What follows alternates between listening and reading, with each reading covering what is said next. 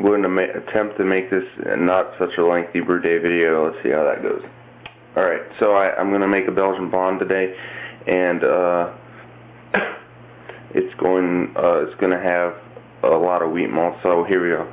I got 5 pounds of 2-row. I'm not going to use pills until I can get a boil coil to make my boils more vigorous to drive out the DMS. So just 5 pounds of pale, 3 pounds of wheat, 2 pounds of Munich, half pound of aromatic, and a half pound of flaked wheat. And there's some rice hulls in there too, just in case. I've got a total of 3 ounces of. They didn't have Styrian Goldings, so I got Styrian Selenia or something. Okay, so I got a starter that I just woke up recently, and it's in the middle of the afternoon. So I got a starter of White Labs 3722 Belgian Ardennes. So I wanted to use WLP 550, but that's pretty much the same thing. So yeah, my brew supply shop didn't have it. So alright, so I got strike water, yay. We'll see what happens. So I missed my mash. I got about 147. I wanted about 149, so I'm boiling up a couple quarts of water to hopefully hit that, and then I'm going to leave it for an hour, and I'm going to go to the store and get a frickin' bag of sugar because I don't have any sugar.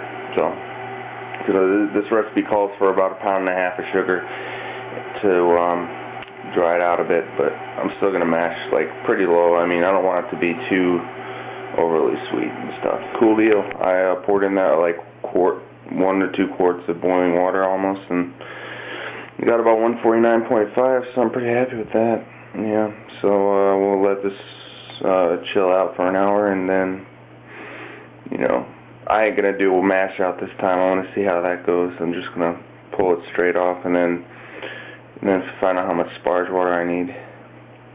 Sweet. So I got the Vorloff, and I'm collecting the first runnings. It's pretty pale colored, I guess. That's a good color, I think. No problems with the running off, so no stuck running. So yay! I think it ended up at about 146 after the hour was done, so not too bad, I guess. A lot of it evaporated and collected on here, so there's like a few ounces of water that dripped in. So whatever. I got about 2.75 gallons first running, so I put about 3 gallons. I'm gonna add a little bit more, and then we should be set for the 6 gallons. So, yippers. First runnings was about 1063, so not bad. I'm gonna be adding sugar to it to increase the gravity, so overall I might be on track to what I want. So cool. So I added my sparge water, freaking nailed 168, and I didn't even have to use ice or anything. Pretty impressed with that.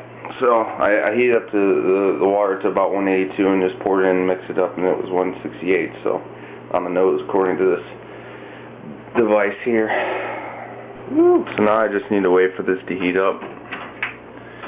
Who knows how long that'll take, but whatever.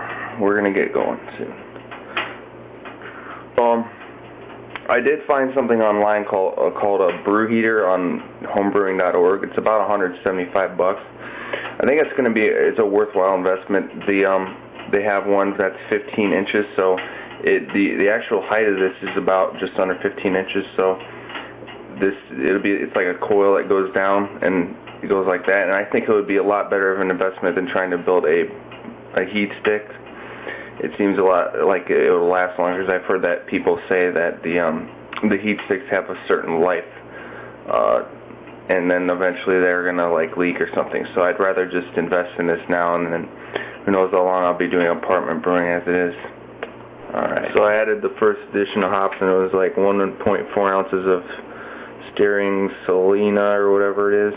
Anyway, yeah, so there's a lot of protein floating around in there, as I was expecting, so the Whirlfox should clear it out over fermentation. Yep, pretty sweet. It's about maybe It's a little after 7:30 now, so hopefully I can get this done before 10 and we'll be sweet. It's about a half hour in and I already cleaned out my mash tun pretty good. I just gotta wipe it out a little bit, but I'll just walk this right out to the compactor and we'll be good. But I'm gonna do that later. I already made my star sand and I'm gonna use a paint strainer again, but this time I'm not gonna use the all siphon because I just don't care. All the times I've used this paint strainer, it strains out all the hops and I freaking get a really clear beer and not a lot of troops. So I don't see any reason to use siphons at this moment. I don't care about cold break. It goes away eventually because I use refinings and stuff. Yeah. Okay, we're about the 15-minute mark. I'm gonna put the sugar in there, and it should invert itself according to what I've been hearing because of the acidity of the wort. I'm gonna try to put it in slowly. Got a pound and a half right here.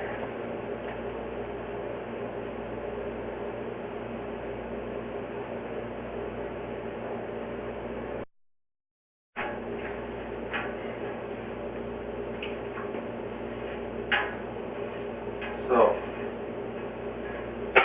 it shouldn't burn out, hopefully. Yeah. It's pretty hot water, you know, it's boiling, so it shouldn't have burned on the bottom. I think I did it slow enough. I'm almost ready for the end of this. I can confidently say we are chilling now. It was always start off slow so that it doesn't pop off. Maybe I need to retighten it every time, I don't know. We're doing good though. I got everything sanitizing. Everything looks good so far. Yeah, we're done now. I checked the gravity, and it says about 1056 or something in the refractometer. It says 1055. So that's pretty horrible. I got really bad mash efficiency. I don't know. Maybe I should still do a mash out, but like a smaller one to make it more, you know, more grain ratio. You know, higher grain ratio, grain to water ratio, and so. You know, you live and learn. Whatever. This is more like a Belgian Pale, but with those hops, it's going to be, the bitterness is going to be like in the 30s. So whatever. It's definitely. I don't think it fits any style, but you know what? It'll probably still be okay. At least I hope so. We'll see how it goes. I'll have to consider other things. I don't know, maybe I'm going to start using lactic acid in order to bring the pH down. I don't know, I didn't check the pH, I just used 5.2. So, we'll see what happens in the future. Another enjoyable brew day, despite the low gravity that I got, but I have a few ideas about why that may have occurred.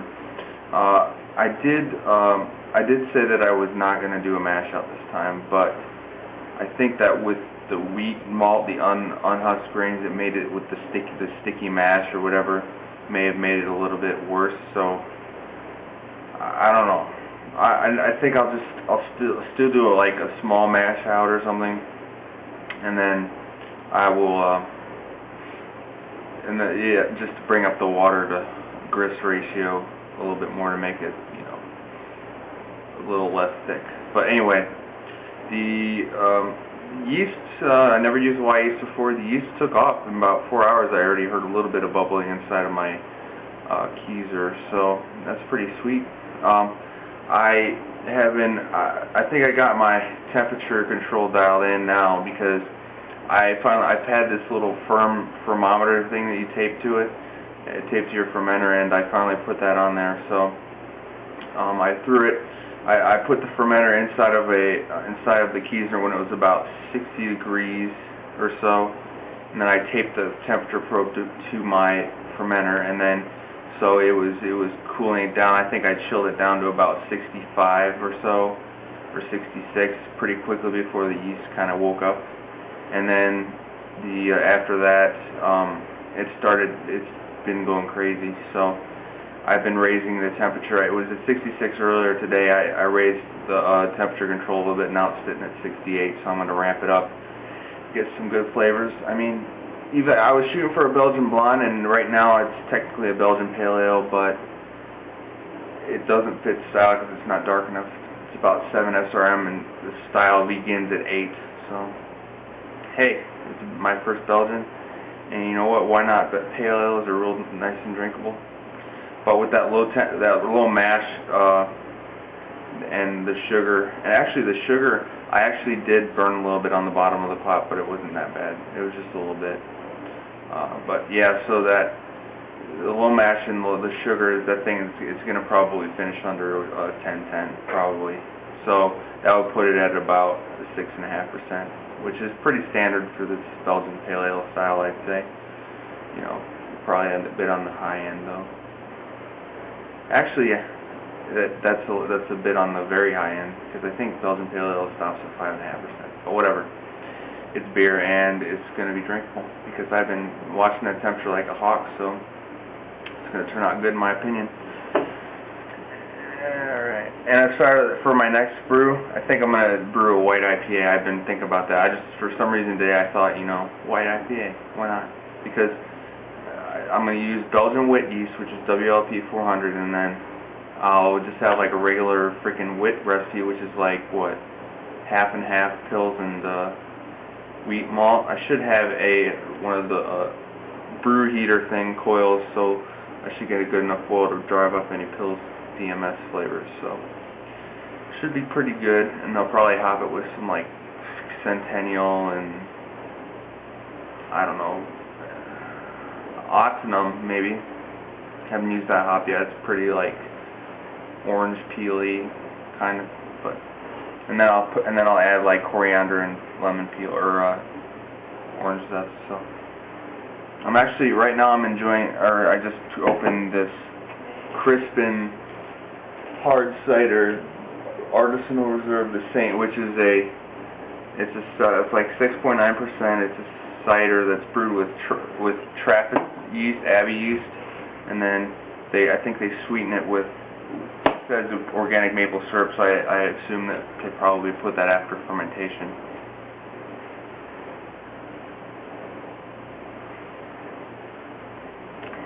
Yeah, it's a nice back sweetened cider. That is really good, and you definitely get a little bit of that banana from the yeast, I think. Yeah, a little bit, not too strong, pretty balanced. So yeah, next brew day I'm gonna still do a mash out. I'm gonna do a white IPA, and it's probably gonna be in about 3 weeks. So sweet. Cheers, guys.